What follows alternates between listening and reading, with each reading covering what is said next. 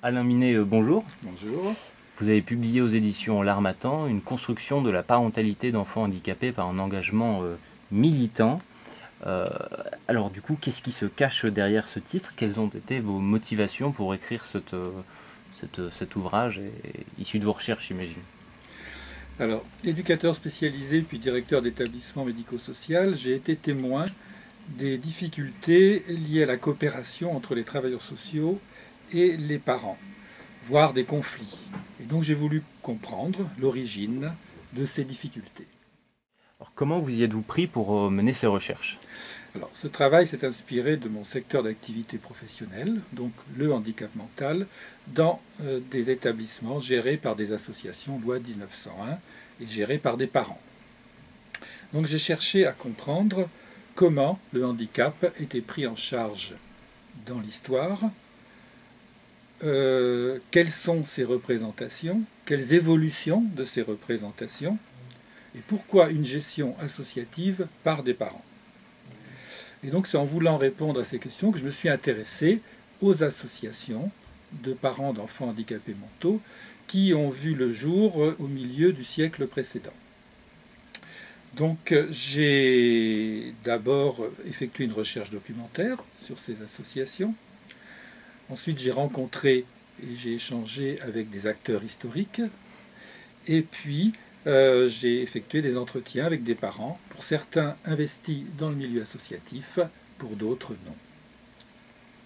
Alors, qu'avez-vous souhaité montrer dans cet ouvrage? Quelles sont le ou les idées directrices? Alors au départ, ce sont des collectifs qui sont porteurs des individualités.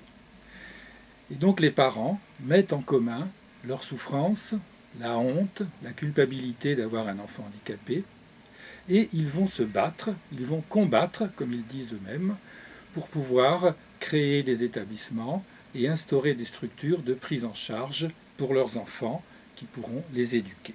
Il faut dire qu'à cette période-là, les enfants handicapés n'étaient pas scolarisés et aucun établissement ne leur était dédié. Dans ces collectifs se crée progressivement une identité de parents d'enfants handicapés. Et c'est une identité combative, c'est-à-dire que le combat est inscrit dans toutes leurs actions. Ensuite, cette identité combattante se développe en dehors des associations. Donc j'ai voulu montrer que c'était une identité certes singulière, mais qui s'inscrit sur les mêmes valeurs et sur le même imaginaire social que les autres parents. J'ai voulu montrer que c'est une parentalité qui se construit sur la rencontre entre un parent, avec son histoire singulière, un enfant singulier, et un imaginaire social. J'ai voulu en quelque sorte attirer l'attention sur les aspects sociaux de cette parentalité, et peut-être pour employer un terme un peu barbare, j'ai voulu dépsychologiser cette fonction parentale, surtout dans un moment où on attire beaucoup l'attention sur la responsabilité parentale de tout ce qui peut arriver aux enfants.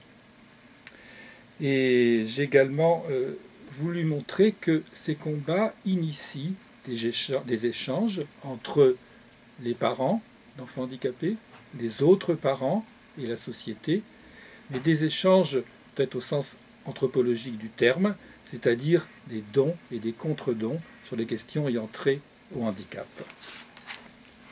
Alors, quelle perspective justement d'avenir pour ce travail? Une suite potentielle ou... Alors, d'abord, en ce qui concerne les parents d'enfants handicapés, les lois récentes sur l'inclusion scolaire, l'inclusion sociale, l'inclusion professionnelle apportent quand même certains pas décisifs dans l'évolution des prises en charge des personnes en situation de handicap et surtout de leur intégration au sein de notre société. Cependant, le chemin est encore long quant à leur mise en œuvre concrète, et donc le combat des parents n'est pas terminé. Ensuite, je pense que pour le travail social, l'enjeu de la coopération entre parents et travailleurs sociaux est un enjeu primordial. Enfin, je pense que ce livre est plutôt adapté autant aux parents qu'aux chercheurs, aux travailleurs sociaux, voire aux psychologues. Pour les parents, ils pourront trouver peut-être des pistes de réponse quant aux questions qui se posent avec leurs enfants.